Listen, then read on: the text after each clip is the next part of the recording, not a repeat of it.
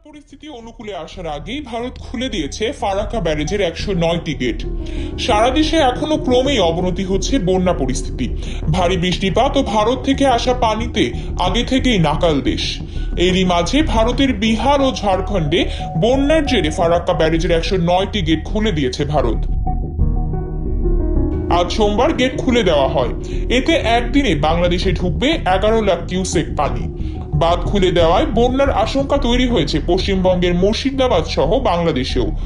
বন্যা পরিস্থিতি ও পাহাড়ি ঢলের বিষয়ে আগে থেকে বাংলাদেশকে তথ্য দেওয়া হচ্ছে বলে ভারতের পক্ষ থেকে দাবি করা হয়েছে। সোমবার ব্যারেজ কর্তৃপক্ষ জানায়, প্রতিবেশী দুই রাজ্যে বন্যার জেরে পানির চাপ বেড়েছে। তবে স্বস্তির বিষয়, এখনো নেপাল থেকে পাহাড়ি ঢল নামেনি। ফারাক্কা ব্যারেজ এলাকায় পানি বিপদসীমার 77.34 মিটার উপর দিয়ে বইতে থাকায় বাধ্য হয়ে গেট খুলতে হচ্ছে।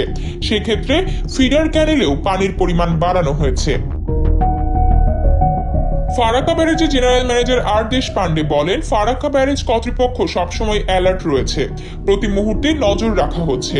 খুব কম সময়ের মধ্যে যেভাবে পানির চাপ তৈরি হয়েছে তাতে 109 গেটের সবকটি খুলে না দিলে ব্যারেজের উপর বড় চাপ তৈরি হচ্ছিল, বড় ক্ষতি হয়ে যেতে পারত। আপাতত ফিডার ক্যানেলে 40,000 কিউসেক ও ডাউন স্ট্রিমে 11 লাখ কিউসেক পানি ছাড়া হয়েছে।